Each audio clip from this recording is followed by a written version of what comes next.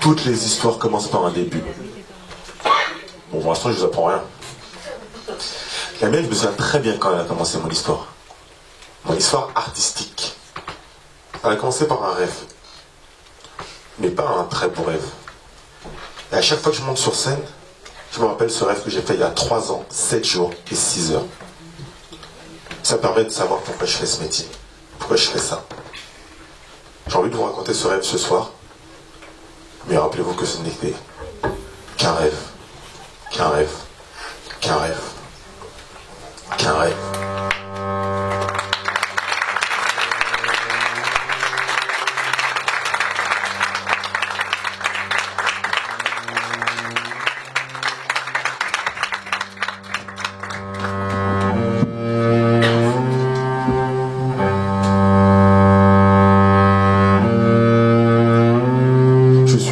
Je suis moi, je suis nous, je suis lui.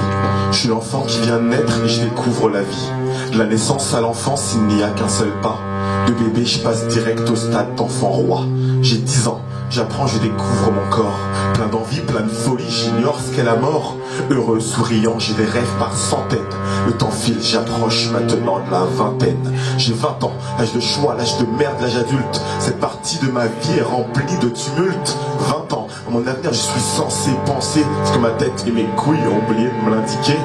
20 ans n'est en fait que l'âge de passion. Je repousse à 30 ans toutes les vraies questions. Et je finis cette décennie comme je l'ai commencé, avec un tas de questions qu'il me reste à poser. J'ai 30 ans, c'est soufflé, maintenant je suis un homme. J'ai une femme, une fille et je me chausse en Weston. Je suis cadre fonctionnaire, j'ai une voiture de fonction, une télé 50 pouces, une emploi et une maison. Exemplaire, je fais la fierté de mes pères. Aveuglé, je ne vois pas venir ma descente aux enfers. J'y vais sereinement, presque fier d'y arriver. Ça, j'ai soufflé ces 40 belles années. J'ai 40 ans et tout part un coup. 1, 2, 3, 4, 5, 6, 7, 8, 9, 10, 11, 12. Et que je vois toutes ces femmes dans cette boîte à part tous. 1, 2, 3, 4, 5, 6, 7, 8, 9, 10. Qui est cette étudiante qui vient d'avorter de mon fils. J'attendais, je les voulais, ces 40 belles années. J'ai tout perdu, je suis seul et je me mets à regretter. Et je le vois approcher ce putain de demi-siècle. Avec sur la bague aussi, cheveux blancs sur la tête. J'ai 50 ans, j'ai des corses qui ne m'aiment pas. Une femme que je n'aime plus. Un travail que je n'aime pas. Une ville que je n'aime plus. Que faire maintenant que je suis censé profiter? Rattraper mes erreurs serait du temps gaspillé. Alors j'y vais, j'avance sans réelle conviction. Les drogues et l'alcool sont ma nouvelle religion. Fatigué, je m'endors complètement bourré.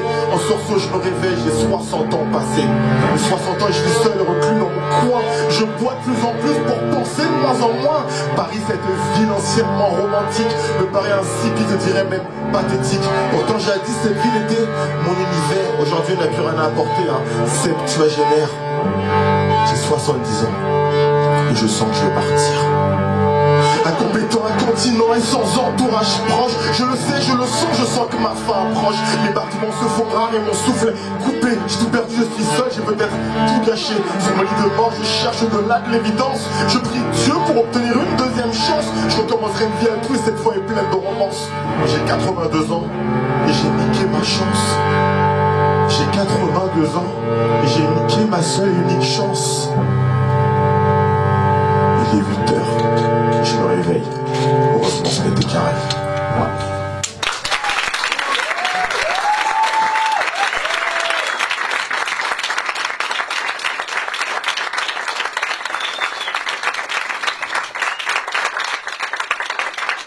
Bonsoir.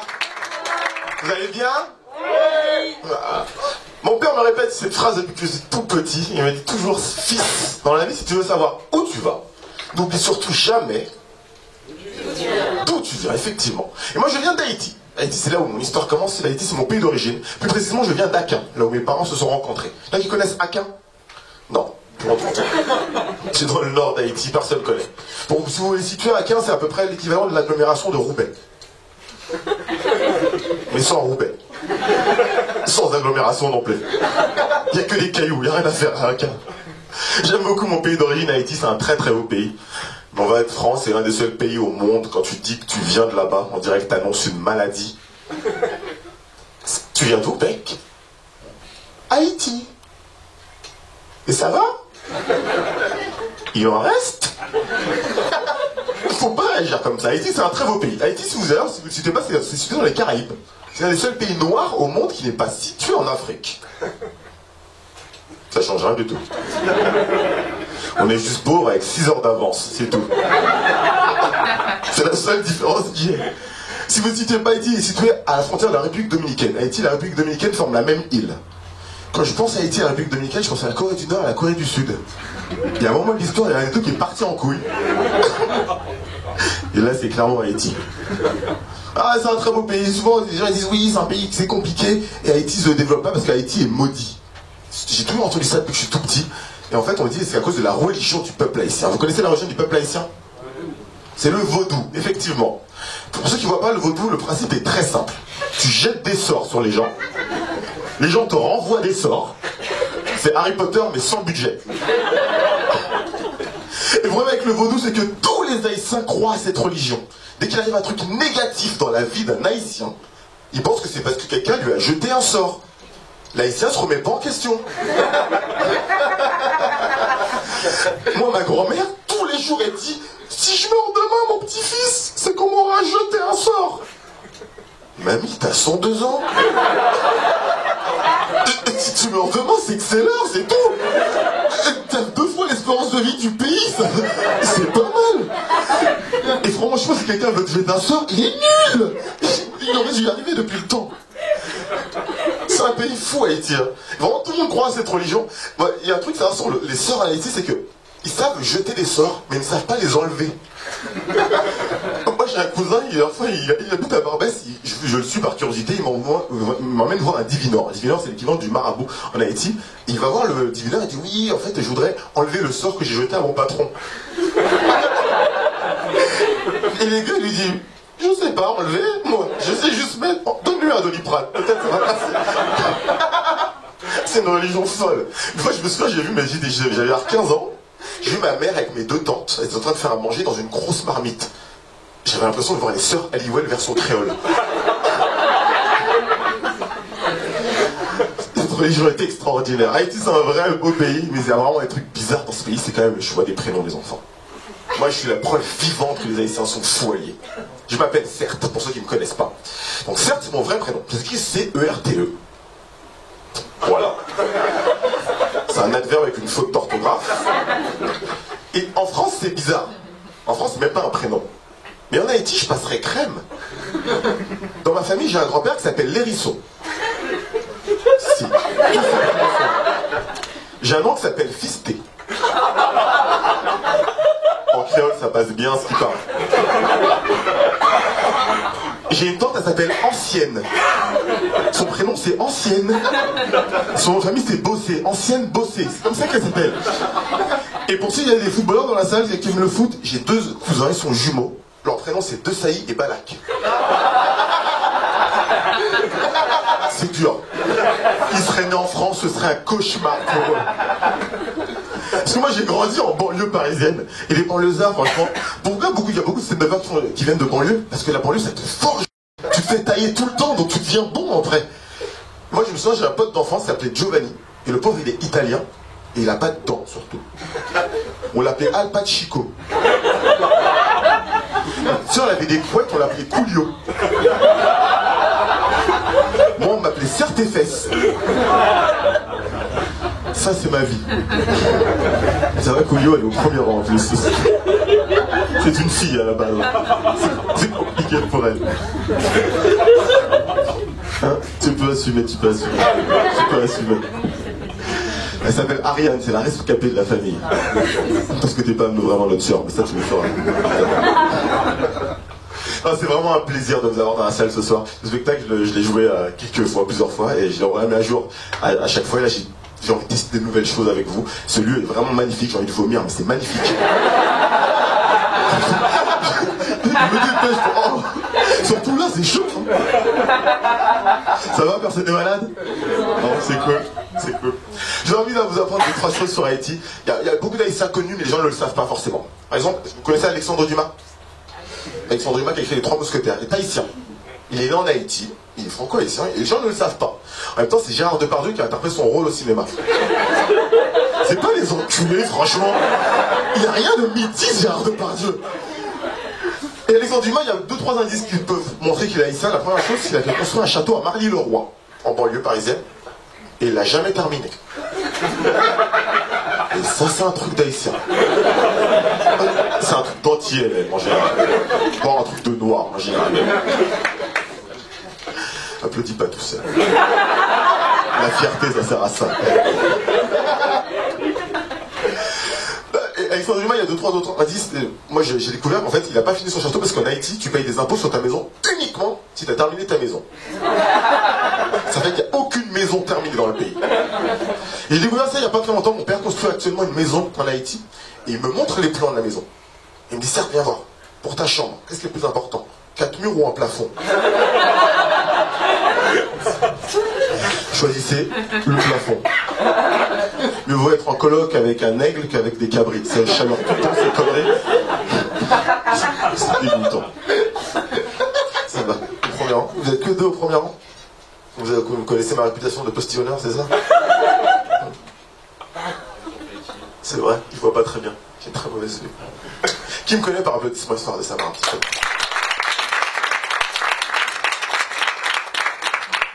Ça fait pas mal d'êtres humains quand même.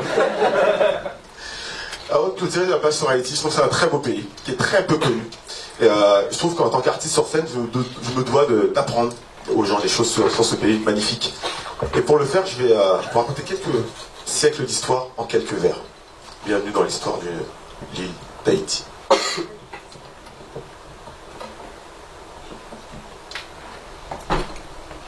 Un maximum de refrain, Nicolas, s'il vous plaît.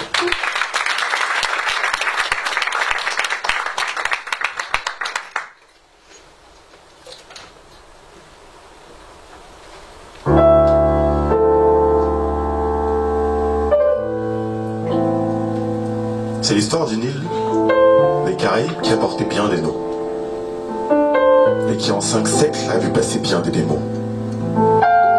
Cette île, c'est la mienne, je vous parle bien sûr d'Haïti, ce pays mystérieux dont l'histoire est meurtrie. Comme dans toutes les Caraïbes, il y a 5 siècles, les Indiens y résident. Proche de la nature, cette civilisation est nomade et paisible.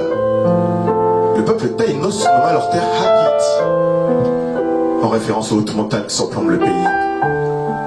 En ce temps, l'île est belle, les paysages fleuris, mais la fin du XVe siècle marqua le début des ennuis. 1492, une date que tout le monde connaît par cœur. Certains l'associent à l'histoire, moi je l'associe au malheur. L'Italien Christophe Colomb, comme son nom l'indique, débarqua sur nos côtes pour y faire du trafic. Les Indiens Taïnos, qui étaient alors les propriétaires, exploités, maltraités, n'ont même plus le statut de locataire. Après quelques années d'esclavagisme effronté, ce peuple indien était quasiment exterminé. L'île rebaptisée Sainte-Nicolas est extrêmement rentable. Alors les Français arrivèrent à l'ouest afin aussi de se mettre à table. Pendant ce temps-là, la manœuvre disparaît. Les premiers Noirs amérissent par milliers. Les Espagnols et Français négocient leur vache à lait.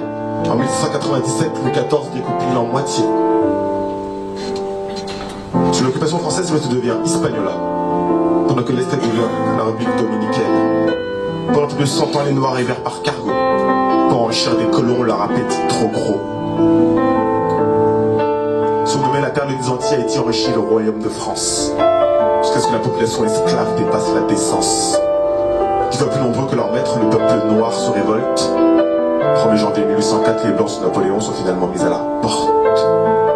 Cette année-là, la première république noire du monde est créée. Hispaniola disparaît. Haïti réapparaît en hommage aux Indiens exterminés.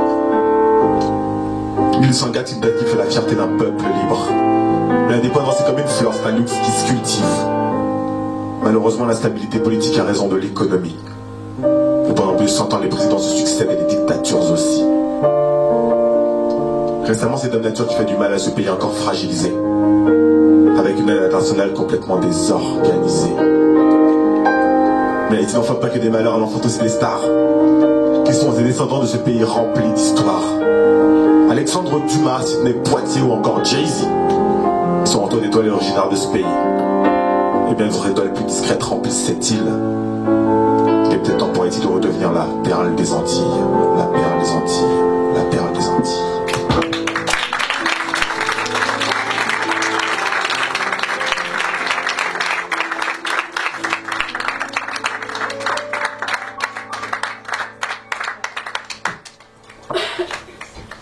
Un maximum de voix pour Nicolas, s'il vous plaît.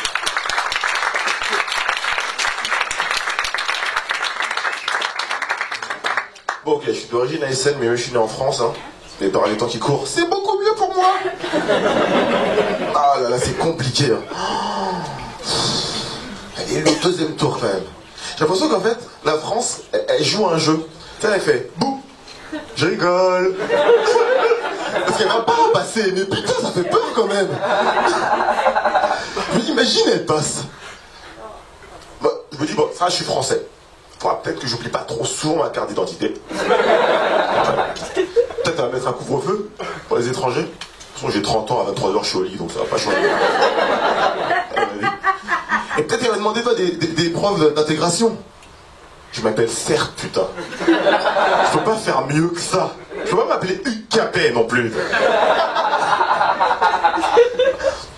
Moi, je suis vraiment français, je suis né en banlieue parisienne, j'ai fait mes études dans le sud-ouest de la France. Aujourd'hui, j'habite à Paris. Je vais pas vous parler du sud-ouest de la France, que j'ai vraiment très très peu de souvenirs. 2-3 cuites et des bifs dessinés sur mon épaule. Je vais pas vous parler de ça. Il y a vraiment des différences. Il y a des gens de peau dans la salle, c'est ça? J'ai pas de très bons souvenirs de vous, les mecs. J'ai vu toutes vos bites, il n'y a aucune raison que j'ai vu. Je sais pas comment je suis arrivé là.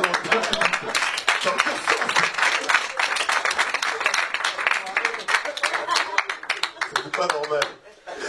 Non, je suis un vrai produit de banlieue, comme on dit vers chez moi. J'ai grandi en banlieue, aujourd'hui je vais à Paris. Il y a vraiment des différences entre la banlieue et Paris. Social, voilà. Les Parisiens ne sont pas patients par rapport aux banlieusards. Le prochain métro est dans 4 minutes. J'ai grandi en zone 5, moi. En zone 5, si tu rates le bus qui t'emmène à la gare le matin, t'arrives au travail, il est midi. J'ai pris la ligne H toute mon enfance.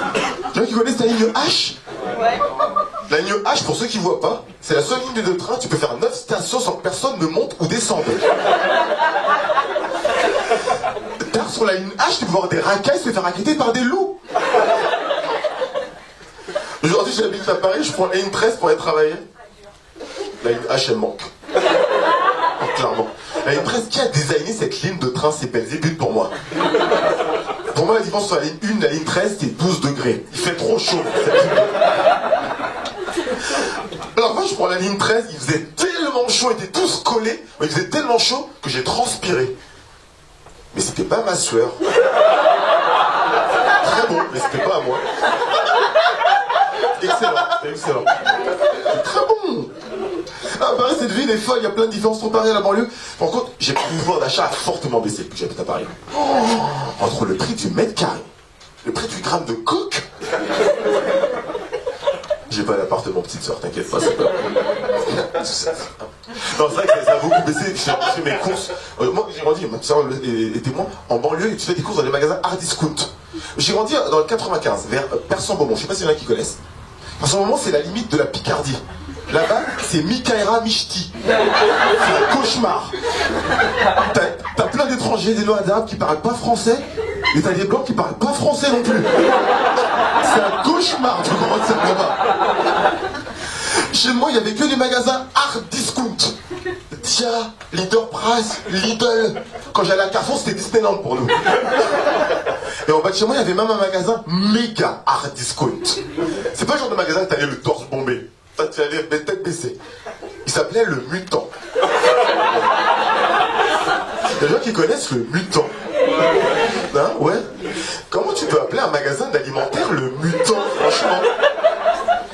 C'est comme si t'as une compagnie aérienne et tu l'appelles Crash Airlines. Personne va prendre ton avion. Et le pire, c'était pas le magasin lui-même. Le pire, c'était la liste de courses de ma mère. Parce que dans ce magasin, tu vas pas toutes les semaines, tu vas pas tous les jours, tu vas pour un mois. Ma mère, elle m'envoyait tout seul, avec une liste de courses qui fait la tête de l'Ancien Testament. Première ligne, un sac de riz de 25 kilos. Deuxième ligne, 3 packs d'eau cristalline. Je pense que ma mère a cru qu'elle avait mis au monde un poney. Un mot de charge. Parce que sa liste de courses, elle continuait. 18e ligne, 3 packs de lessive. J'y allais tout seul. Aujourd'hui, les lessives sont en dosette ou en tablette. Vous vous souvenez, les lessives à l'époque? Les packs Homo de 10 kilos, là. Avec une anse en plastique, quand tu le portais, ça te tatouait la main.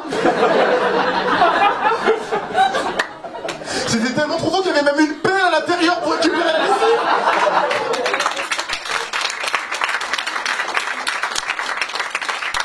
Et moi, j'y allais tout seul. En plus, ma mère, elle avait un super pouvoir. J'arrivais avec mes 25 sacs de course, je franchissais la porte. Elle me regardait. Elle regardait les sacs. Elle me regardait. D'où le sucre? J'avais pas ouvert, comment elle savait que j'avais oublié le sucre? Et elle me renvoyait dans le magasin. Et quand tu rentres dans ce magasin, tu sais jamais quand tu vas en sortir. Parce que la pauvre, la caissière, elle est caissière, vigile, comptable, sans déménage du magasin. Parce que le temps est révolu. Aujourd'hui, j'habite à Paris.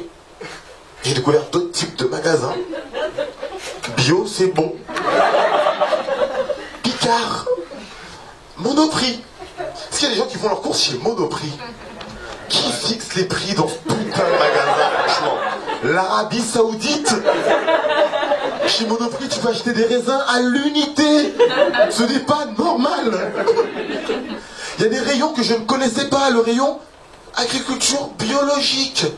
J'ai grandi en banlieue. En banlieue, ce truc bio que tu peux acheter, c'est pas vraiment légal. J'ai découvert des aliments également en arrivant à Paris que je n'avais jamais mangé pendant les 25 premières années de ma vie. Du quinoa, des graines de courge, du boulgour. J'ai voulu goûter, ces aliments sont faits à base de 90% de graines et d'eau. J'ai mangé ça, j'ai chié des pommes de pin. Ce n'est pas pour les êtres humains. J'ai découvert une maladie également en arrivant à Paris. L'allergie au gluten. C'est quoi cette maladie qui n'a pas passé le périph' là? Franchement, on est entre nous, hein. C'est un problème de blanc. Les Noirs et les Arabes ont assez de problèmes comme ça pour se rajouter cette connerie. Hey, j'ai mangé des Grecs toute ma vie, hein. 25 ans de banlieue. J'ai jamais vu un mec rentrer dans un kebab et dire ouais. Serre-moi un grec, ça, tomate oignon, mais sans gluten, chef. Cette phrase, elle vient d'ici. Cette phrase, elle est même d'une catégorie de personnes que j'ai appris, je sais pas si on en a soirée, des hipsters. Ça existe qu'à Paris. J'ai eu la chance d'aller dans plusieurs villes de France, il n'y a que à Paris que tu vois les hipsters. Tout le monde voit ce que c'est un hipster? C'est une espèce de croisement raté entre Jésus et un viking là. Ils ont tous une barbe bien taillée, bien propre. La même que les musulmans en banlieue. Sauf qu'elles sont l'aloe vera, la leur. Je sais pas, ils sont dans la salle. Moi j'ai appris à connaître les hipsters, beaucoup de gens les aiment pas, parce qu'ils se la racontent. Les gens disent que les hipsters ont du pouvoir d'achat, c'est vrai. Je pense que Paris c'est aussi cher à cause des hipsters. Les hipsters ils achètent des trucs chers, tu sais pas pourquoi. La fois je suis parti dans un bar à burger des hipsters. Je vois un mec qui fait, c'est combien le burger? 30 €. Mets-moi du pain, juste. Et ça choque pas d'acheter ça. Les hipsters ils achètent des vélos sans frein, 1000 €. Faut soit être con, soit avoir du pouvoir d'achat. Non, les gens sont fous, mais en même temps ils sont indulgents, ils sont très tolérants. Beaucoup plus que les banlieusards sur certaines choses. Les hipsters c'est la seule communauté au monde. Avec les renards. Qui acceptent les roues. Je trouve ça très simple.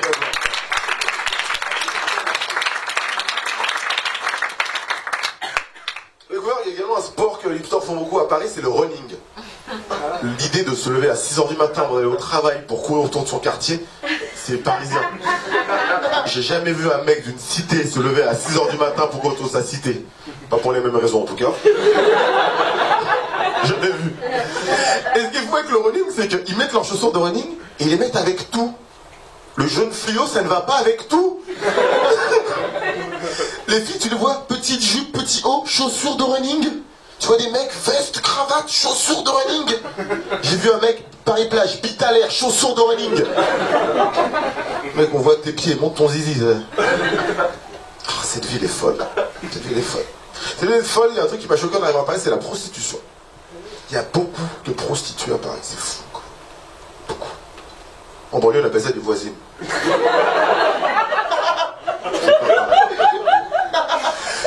Et ce qui me choque, c'est pas les prostituées elles-mêmes, c'est les hommes qui vont les voir. À Paris, ils sont complètement décomplexés avec ça. La fois, il y a un mec qui vient me voir, il fait excuse-moi. J'y vais. Il fait, tu sais dans quel quartier parisien je peux trouver des filles d'origine africaine pour passer du bon temps? Ça se fait pas de demander ça. Et puis c'est hyper raciste en plus. Moi j'y connais rien du tout, prostituée africaine. Par contre les Asiates c'est à droite si tu veux. Chacun son délire. Une des choses qui m'a choqué loin à Paris, c'est que j'ai découvert le haut débit. Là où je venais, enfin il n'y a pas de haut débit. Moi c'était l'internet très bas débit. Le genre d'internet où tu lances une page, tu vas te laver, tu vas faire la vaisselle, tu fais tes devoirs, tu reviens, il n'y a toujours rien.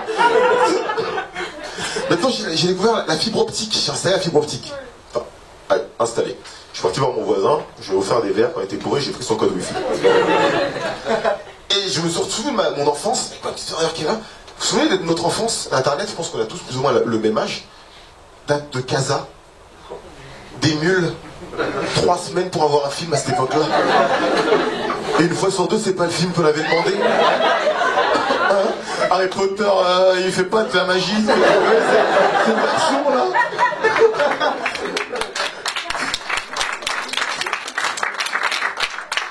Je me souviens toujours d'une scène. J'avais pris 3 semaines, j'étais avec mes 2 petites sœurs pour télécharger Harry Potter. J'étais content, le film il arrive, on était trop contents. On s'installe dans la Ligue des parents et tout, trop content, on installe le PC sur le PC Papa Carbel avec les enceintes à l'ancienne. On se met dans le lit, et le film démarre. Et je vois un toucan Marc Dorcel Production. Je sens que c'est pas Harry Potter. Je vois que c'est pas Harry Potter. Je sens que c'est pas le bon film. Je sors du lit pour débrancher le truc. Les films porno, ils pourraient mettre un peu d'introduction quand même. C'était trop rapide, il y avait déjà une fille comme ça. Pour introduire le truc quand même. J'ai même pas eu le temps de couper la prise. Un cauchemar. Internet est devenu un cauchemar aujourd'hui. J'utilise énormément Internet pour faire beaucoup de choses. Je surfe beaucoup sur Internet. C'est vrai qu'ils surfent un petit peu. Surfer, on est d'accord, c'est un peu quand tu es sur un lien que tu trouves cool. Tu cliques le suivant parce qu'il est cool, sur celui d'après parce qu'il est cool, sur celui d'après parce qu'il est cool. Et souvent comme ça, tu allumes ton PC vers 20h pour checker tes mails et que tu finis à 2h du matin une vidéo de chat sur YouTube en train de jouer du piano sans vraiment comprendre comment t'en as fait là. Et moi je me dis, franchement, si tu devais avoir un super pouvoir, en fait je kifferais surfer. T'imagines, tu peux faire comme ça, tu passes là, c'est stylé. Imagine un instant, t'es avec ta copine un dimanche, elle te demande d'aller chercher des croissants. Toi t'as la flemme. Mais t'as un gentleman, donc t'y vas. Elle s'endort. 8 heures plus tard, elle se réveille. T'es toujours pas rentré. Elle commence par s'inquiéter. Allô chérie? Mais t'es où? Ça fait 8 heures que t'es parti. Sûr t'as encore surfé, toi? En fait, je suis descendu chercher les croissants comme tu m'as demandé, et en descendant, je suis tombé sur le nouveau voisin du 3e. Il m'a invité à prendre un pique-nique sur le champ de Mars, donc j'ai été avec lui. En allant avec lui, je vois le bus numéro 11, c'est mon chiffre préféré, donc je suis monté dedans. Au fond du bus, je tombe sur Marie, la caisse de 4e, elle a un meeting féministe, ça m'intéressait pas trop, donc je suis descendu du bus. Je tombe sur un covoiturage Blablacar, elle est à Bordeaux, j'adore le vin, donc j'ai été avec eux. Elle me demande de payer, mais j'avais que 5 € pour les croissants, donc je me suis barré en courant, je tombe sur un concert de Kenji Girac, pas du tout sa musique. Allô? Allô? Maman? J'ai pas de fin à cette blague.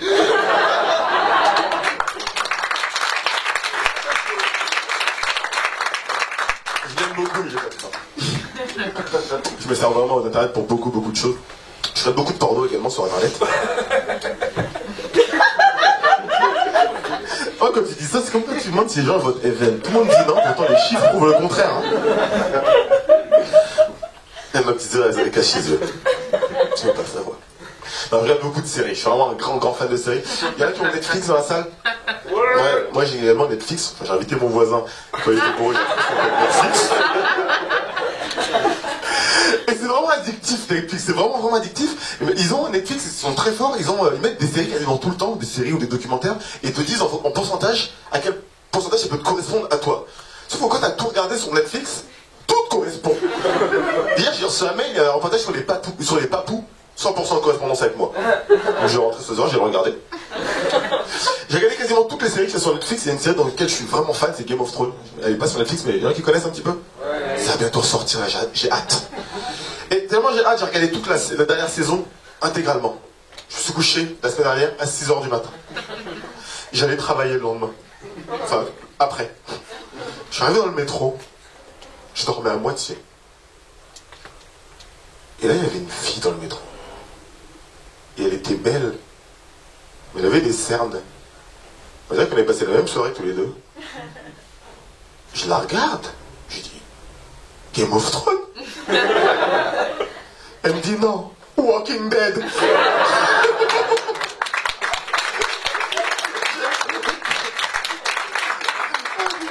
La régie, on n'est pas du tout calé. Ça m'intéresse. Je suis tellement fan de films et de séries que j'ai retrouvé mon disque dur externe il n'y a pas très longtemps. Dans mon disque dur externe, il y avait 15 ans de films et de séries que j'ai vus ces 15 dernières années. Et avant de l'effacer, parce que j'en avais besoin pour mettre d'autres choses dessus, je me suis imaginé faire un voyage dans tous ces films, dans toutes ces séries. J'ai envie de vous emmener avec moi dans le milieu du 7e art. Retenez, certains qu'on reconnaîtront des références, d'autres non. Je prends vos mains et on y va. Ah bah c'est vrai, pour Aura revient en fait.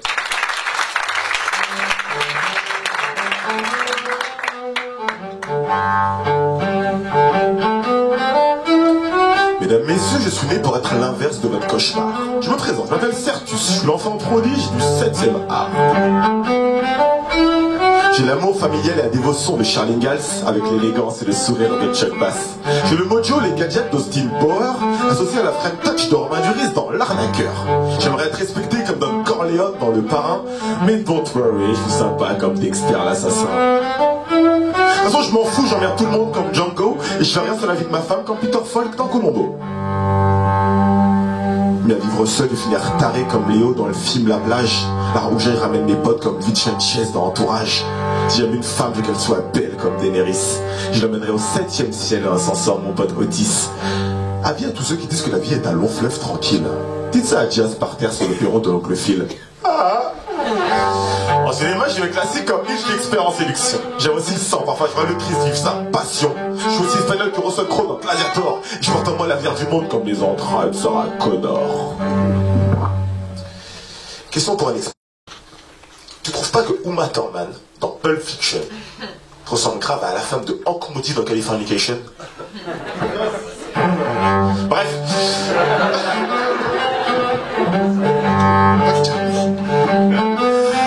Quand je vois les filles se comporter comme des belles et les garçons comme des clochards, je me dis que je serais peut-être mieux géant et bleu en Avatar. Non mais sérieux, emmenez-moi dans le monde de Shiro. Donc je me voile la face comme Takashi dans Naruto.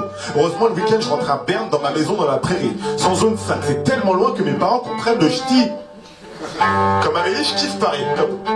Pour moi c'est bien plus qu'une ville. Mais je suis pas contre aller à Londres, lui faire un coup de foudre à Notting Hill. Je faisais un big up à mes potes à ma soirée Hangover. Je faisais un coucou à ma petite sœur le dimanche Harry Potter. Si j'étais un film, j'aimerais être histoire sans fin. Si j'étais un voleur, je choisirais d'être Robin. Parfois je suis seul et je me souviens l'été dernier. J'aimais tellement cette femme que mon cœur est en paranormale activité. Mais la vie est ainsi, je repasse par la case départ. Et dédicace ce texte à vous public et amateurs du 7e art.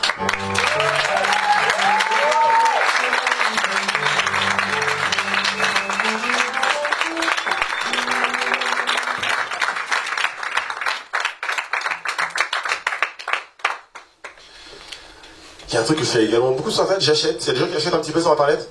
Ouais. Je trouve qu'il y a deux catégories de personnes qui achètent sur Internet.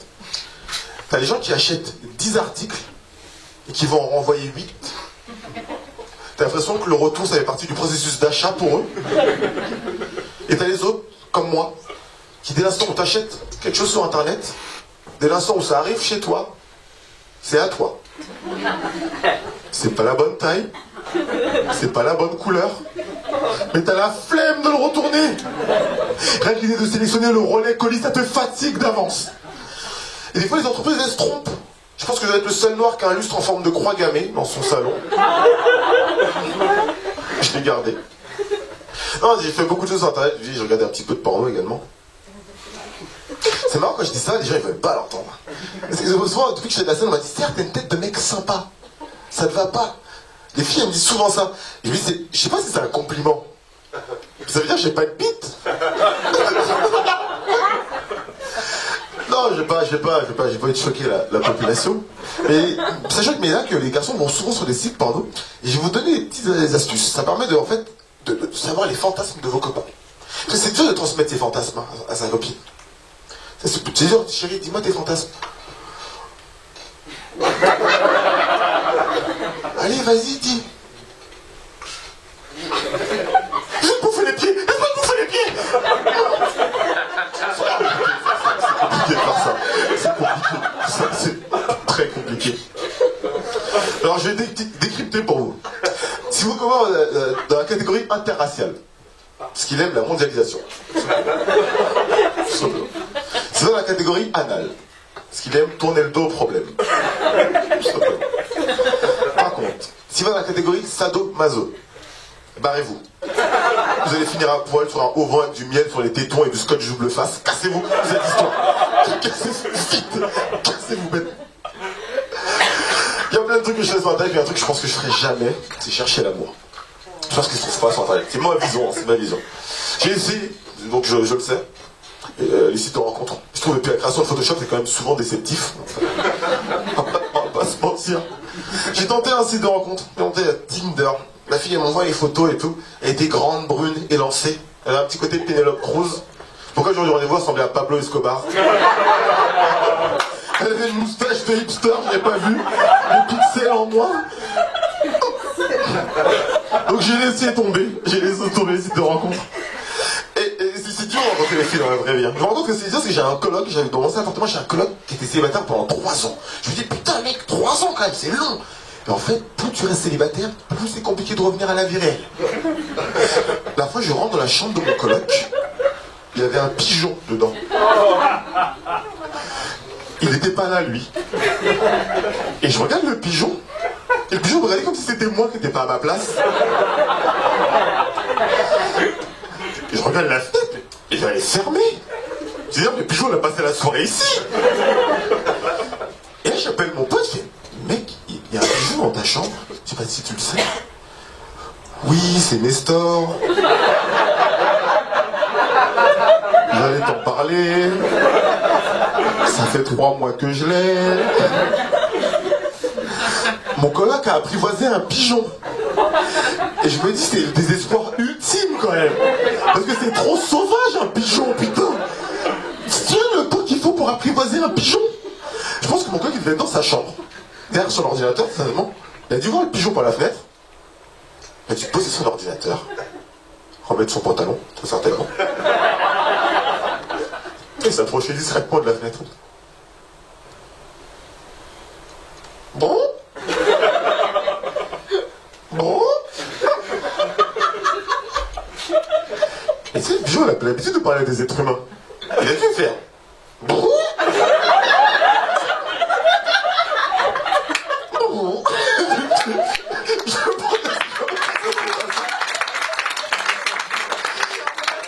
C'est forcément comme ça que ça s'est passé.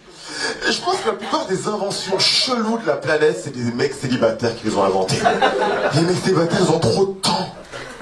Le Roquefort, c'est l'histoire d'un fromage à la base blanc qui devient bleu et qui se dit hey, je vais le manger. Ça peut être un mec qui n'a rien à faire chez lui tout seul. J'ai déjà créé du Roquefort dans ma chambre. Ça prend pas tant de temps que ça. Ça passe crème. Mais c'est pas évident quand t'es là. Surtout dans une ville comme Paris, c'est très très difficile. Moi j'essaie de rencontrer des filles dans la rue. Et les Parisiennes sont très fortes pour mettre des râteaux. En fait elles sont prédisposées à mettre des râteaux. Elles te mettent avant même que tu aies le temps de respirer vers elles. Je pense que c'est parce qu'elles sont très sollicitées. La fois je parlais avec une fille, et je pense que quand tu parles avec une fille qui ne s'intéresse pas à toi, au bout de 10 secondes, elle va te caler si elle a un copain ou pas. Quel que soit ce que tu lui as dit. Est-ce que tu as déjà été au Laos? Non, j'ai jamais été au Laos. Par contre, le meilleur ami de mon copain, il était au Bourget hier.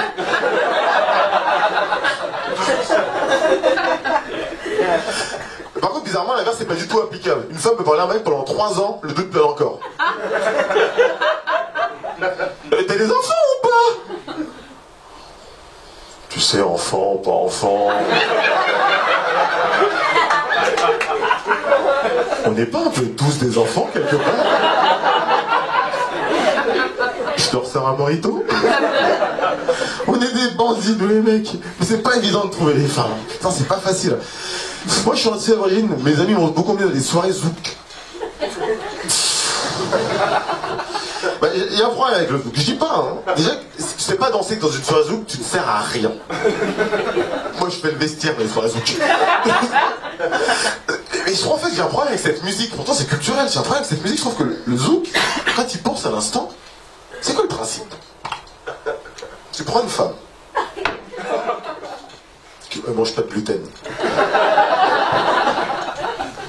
Tu la frottes, et après tu la passes à ton voisin. C'est pas légal normalement de faire ça. La fois je vais à une soirée zouk, avec un pote à moi, le nom de la soirée c'était des idiots sur grosses cuisses. Tu peux pas rencontrer la femme de ta vie là-bas. Papa, comment t'as rencontré maman? Ah, une soirée des idiots sur grosses cuisses, mon petit. Et en fait, le zouk, quand il pense à l'instant, c'est la seule musique en soirée où à la fin de la chanson, il y a 50 mecs qui bandent en même temps. Et ça les choque pas du tout. Ils vont au bar. Un whisky coca, s'il te plaît. Tu peux pas faire ça, c'est pas normal. T'imagines au travail, t'es en réunion, t'as 12 mecs autour de la table qui bandent en même temps. Bon, j'attendrai de vous présenter le point suivant. Hein. Les Antillais, ça les gêne pas. Ce que j'adore dans les soirées zouk, c'est ce que j'appelle des brebis égarées. Les brebis égarées, c'est ces jeunes filles blanches qui ont eu le malheur de rentrer là-dedans. Elles ne sont pas préparées à ça. La fille, elle rentre, elle s'appelle Marie Dupont, elle sort, c'est Queen Latifah. C'est beaucoup trop dur pour elle. Et je pense d'ailleurs le zouk, avec du recul, c'est peut-être la solution à un des plus grands mystères de la création de la Bible, le mystère de la Bible, de la religion catholique. La Vierge Marie, enceinte, sans relation sexuelle. Joseph, c'est un bon nom entier. Ça pue la soirée des idiots sur grosse cuisse dans une étable. Ça pue cette histoire. Ah, c'est sûr, c'est sûr, moi je vous dis. C'est comme ça que ça s'est passé. Starfullah, il a dit. Non, mais, franchement, c'est vraiment culturel. Je sais que j'ai des amis antillais, martiniquais, et des fois, le week-end, ils font ce qu'on appelle des zouks en famille. C'est vrai, ça existe vraiment. En fait, c'est ce qu'ils disent le dimanche après-midi. Ils vont à manger, ils zouk entre eux. T'imagines les scènes? Alors, ma nièce. Comment ça a été la biologie cette semaine?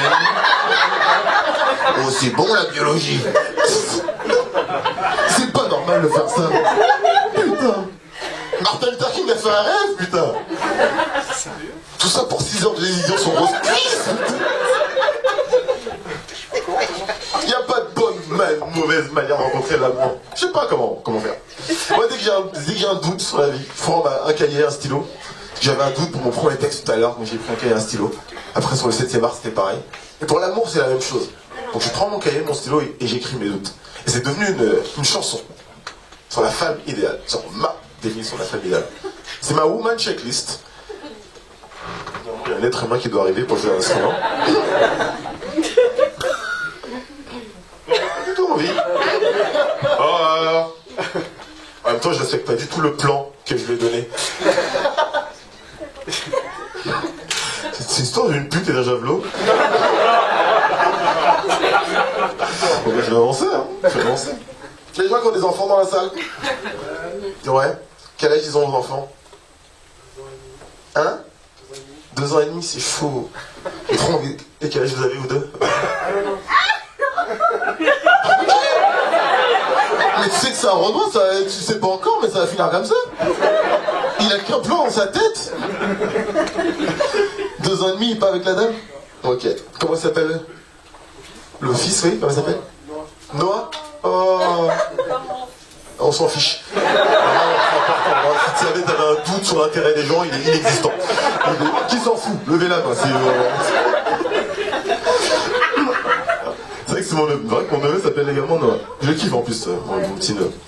Parfois il m'appelle, mon petit neveu, il fait trop mal, c'est véridique. Il m'appelle, il a 6 ans, 5 ans et demi, et il fait « Tonton ?» Je fais « Oui Noah, t'as pas payé Netflix ?» Il m'a vraiment appelé pour me dire ça. J'ai dû rappeler mon voisin pour lui redemander les codes. C'est vraiment très compliqué. Et Aurore, t'es en train de... Attendez, je vais juste vérifier ce qui se passe derrière. T'as vu ? Aurore, elle est pas là ? Ils sont en train de fumer des pétards dans les loges.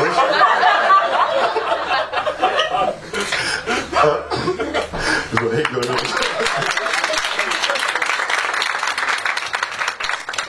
Le feu peut-être pas fou. Carole, c'est une jeune dame que j'ai rencontrée sur Tinder. Il se passait des trucs cool avec ça. Donc je disais, c'est ma woman checklist à moi. Parce que l'amour, c'est pas facile à trouver, je souhaite que tout le monde trouve l'amour. J'ai dédicace cette chanson à tous les mecs qui ont des pigeons dans leur chambre. Oui, il a l'air d'en avoir là-bas.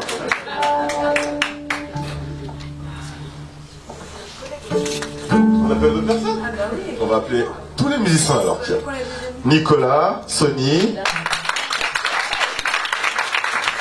C'est mon coloc.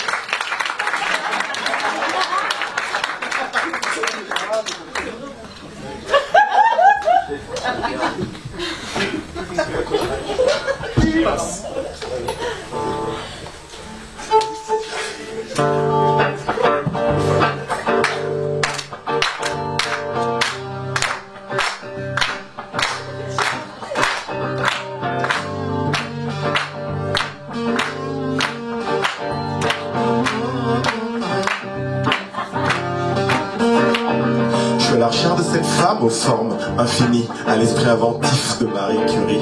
Je veux la recherche de cette femme pas conventionnelle, qui n'a pas le CV de Julia Chanel. La recherche de cette nana qui se traite de salope, parce qu'elle a la classe et la bouffe de grosse Pénélope. Je veux la recherche de cette meuf cosmopolitaine, en bref tout le contraire de Marine Le Pen. Je veux la recherche de cette con de la tête, c'est le bordel, mais dont la voix m'apaise comme une chanson d'Adèle. Je veux la recherche de cette lady qui vous laisse des marques, car elle a influencé l'audace de Madame Rosa Parks. Je veux la recherche de cette beauté dans la magnifique silhouette n'a rien qu'à toutes les castes de Victoria Secret. Je suis la recherche de cette femme qui donnerait tout pour moi, qui m'emmènera loin comme Michelle Obama. En les gars, c'est comme moi, vont chercher le grand amour. Écrivez à votre tour votre human checklist et laissez la vie vous jouer un de ces tours. Vous verrez à votre tour que cette femme existe. Les gars, c'est comme moi, vont chercher le grand amour. Écrivez à votre tour votre human checklist et laissez la vie vous jouer un de ces tours. Vous verrez à votre tour que cette femme existe. Je suis la recherche de cette femme qui peut me faire bégayer en portant les couettes ridicules de Fifi. Bras d'acier, je suis la recherche de cette femme qui sera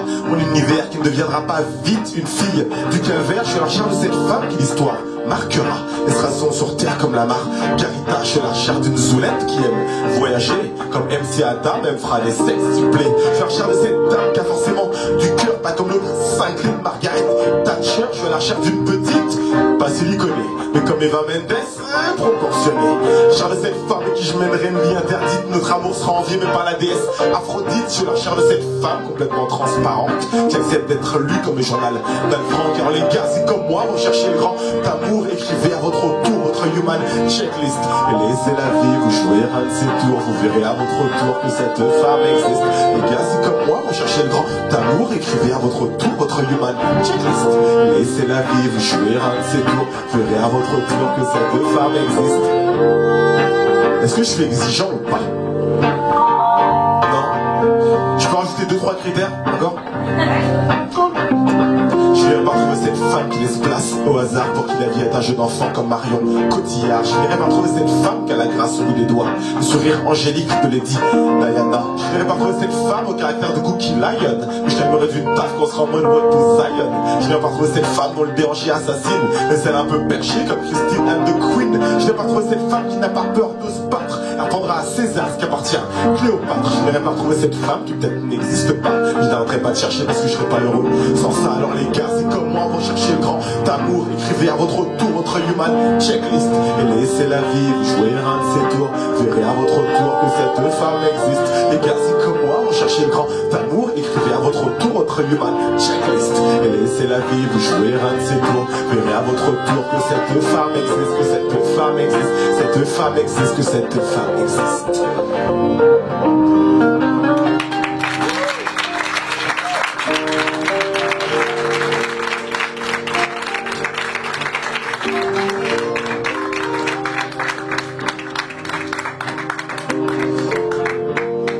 Je vous demande de faire un maximum de bruit pour les musiciens qui sont sur scène.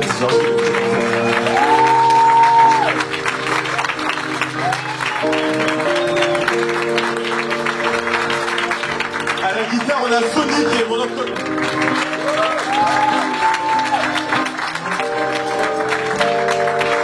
On a Aurore au violoncelle, s'il vous plaît. Et on a Nicolas au piano, s'il vous plaît.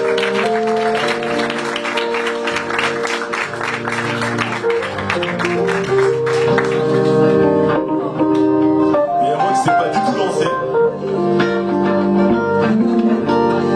Je vous laisse vous amuser, les gars. Discutez entre vous en attendant. C'est agréable, non? Moi, je bois de l'eau en attendant.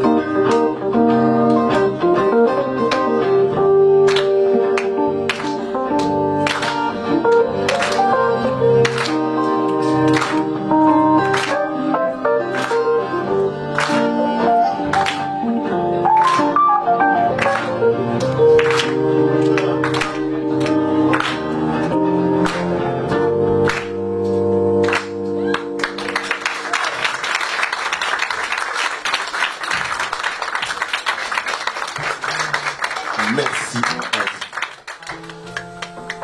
C'est trop beau comme instrument. Vous êtes dit au début, je sais pas qui allait jouer tout ça ou pas. Je sais même pas faire de la flûte. Je me quiche. Ah, la femme, l'amour. Tout ça pour avoir des enfants. C'est moi si j'ai envie d'avoir un petit Noah comme toi, je kifferais. Je me dis déjà, j'ai déjà des phrases toutes prêtes pour mes enfants plus tard. Dans 5 ans, moi j'aurai une femme et des enfants. Et je serai dans mon salon. Vous serez là, je sais pas pourquoi. J'aimerais leur dire ça. Les enfants, venez voir papa. Cependant, Ornica, allez, venez. J'en ai rien à secouer, ils vont morfler comme moi. Allez. Les enfants, on vous dira souvent dans la vie, vous ne pouvez pas faire ça, que vous ne devez pas faire ça. Écoutez pas les gens. Faites ce qui vous plaît vraiment. Jamais il y en a de vous qui veut faire de l'humour comme papa. Allez-y, pourquoi pas. Et dites-vous juste un truc. C'est que l'humour, c'est faire rire les gens, ok? Mais avec beaucoup d'amour. Je suis là à faire une phrase que mon père me disait beaucoup quand j'étais petit. Il me disait souvent, fils, dans la vie, si tu veux savoir où tu vas, n'oublie surtout jamais d'où tu viens. Je sais pas où je vais. Mais ce soir, je suis devant vous, c'était un plaisir. Merci.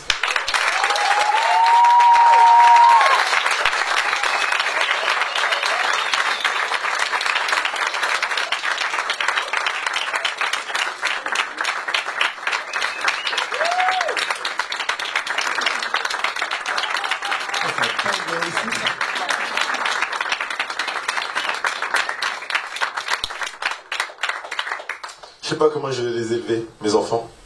Moi, j'ai reçu une éducation à l'haïtienne. Tout le monde va le principe de l'éducation à l'haïtienne. Comme toutes les éducations de Noirs et d'Arabes, elle est basée sur l'amour.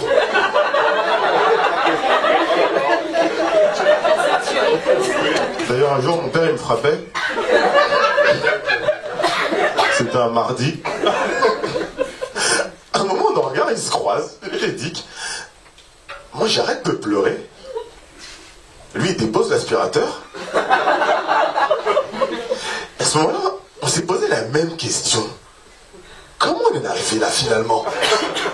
À quel moment de l'histoire de l'humanité, il y a un père noir qui a regardé son enfant et qui s'est dit hé, je l'ai connu. Il va peut-être devenir médecin. Je sais pas.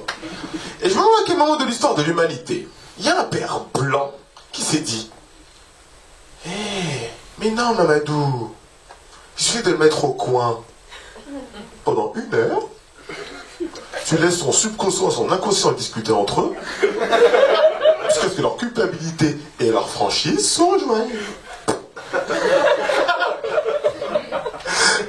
Je sais pas c'est quoi la meilleure méthode. En fait, si je sais, je pense que c'est la méthode africaine. La méthode occidentale, elle fait des enfants trop bizarres.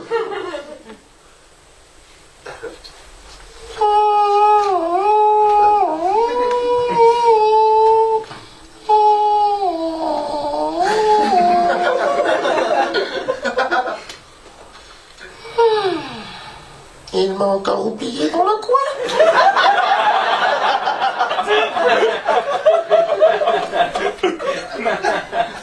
Dors, maman. Je vais nous débarrasser de papa. J'ai mangé toutes les glaces et je vais le mettre dans le congélateur. Ensuite, je ferai de longues études. Mais pas pour devenir médecin. Non. J'irai travailler à la banque Rothschild. J'épouserai une femme qui te ressemble, maman. Je ferai de la politique. Je trahirai le président. Et je deviendrai président de la République française.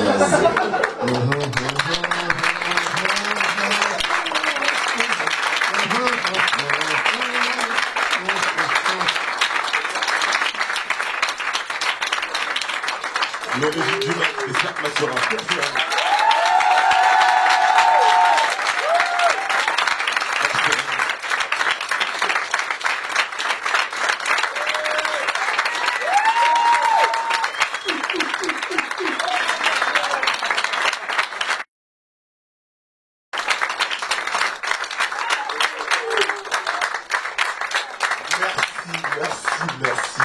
Merci. C'était vraiment un kiff de fou de faire ça devant vous. Vous avez passé un bon moment? Ouais. Cool. Ça va, à chaque fois que je monte sur scène, je me demande pourquoi je fais ça, franchement. C'est dur comme métier. Et un jour, j'ai pris ma feuille et mon stylo et je l'ai écrit. Avant de partir, je vais vous dire pourquoi je fais ça. En fait, ce que j'ai essayé de faire sous vos yeux, c'était de me dépasser, me dépenser, me surpasser, me forcer à faire des choses auxquelles petit, j'aurais jamais pensé. Ce que j'essaie de faire sous vos yeux, c'est de me livrer, me libérer, me délivrer. En vous disant des choses qui sont depuis longtemps dans mes pensées. Un projet ambitieux écrit par un homme à la base silencieux. Mon but est très clair. J'aspire juste chaque jour à vivre au mieux. Ce spectacle, je l'ai écrit parce que j'ai des choses à vous dire, des choses à sortir, des choses à transcrire. Je suis un humoriste, je suis également slammer. En deux mots, c'est ce qu'on appelle un storyteller. Parce que j'ai fait un peu du verbe observer, un peu du verbe rigoler, beaucoup du verbe aimer, pour créer ce que je suis en train de faire devant vous. C'est-à-dire tailer. Je suis un taileur, un divertisseur, un jeune orateur. Je vous préviens, parfois je serais peut-être un peu provocateur. Dans ce monde de fous, on connaît tous notre date de début, mais on ignore notre date de fin.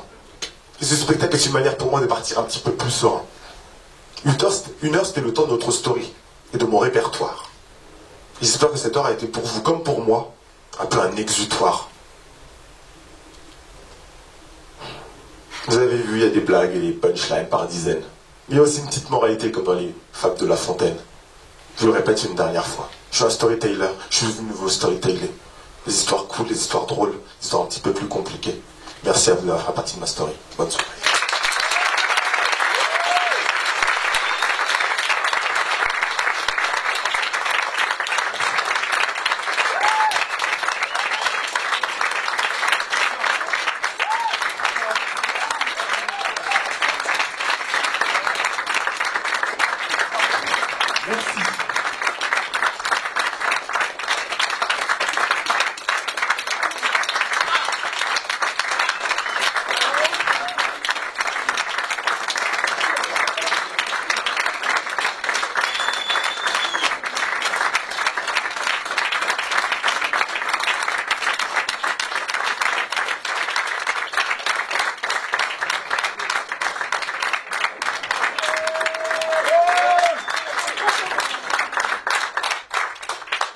Wesh.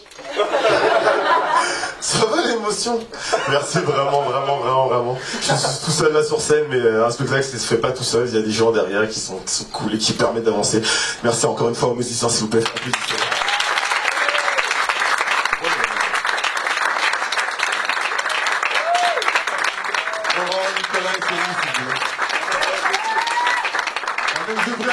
pour Aurélien et Thomas également, s'il vous plaît. Je remercie également mon pote et metteur en scène Romain Barreda qui est juste derrière, je sais pas trop. Un propriétaire des lieux, je sais pas si elle est là, Jessie Varin qui est derrière également, la directrice artistique. Et puis gros merci va à vous parce que je taffe, on le fait parce que vous êtes là et sans vous, ben, c'est vraiment chiant, parce que je serais tout seul en fait. Merci à vous et passez une très bonne soirée. Merci.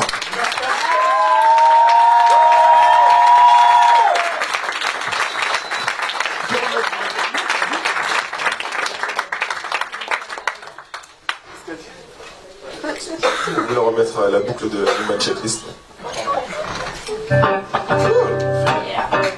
vous attendrai dehors si vous souhaitez. Ah, petite info. Si jamais il y en a qui sont venus par pire étude, n'hésitez pas à mettre une critique positive, parce que négative, bah, ça fait mal au cœur en fait. Donc mettez une critique, voilà, genre certes. Voilà. C'est cool et ça permet aux gens de savoir que le spectacle il continue. Petite actualité également, je suis en train de finir mon roman qui va sortir très certainement à la fin de cette année. Donc n'hésitez pas à suivre l'actualité sur les réseaux sociaux pour ceux qui ne me connaissent pas. Alors je pense qu'on est tous amis dans cette salle. Et dernière petite chose, je tiens à faire un petit coucou à ma petite sœur qui est juste au deuxième rang là, qui a laissé mon petit neveu Noah qui existe vraiment. Voilà. Bisous à toi petite sœur et merci à votre corps. En tout cas merci d'avoir été là. Merci à vous tous.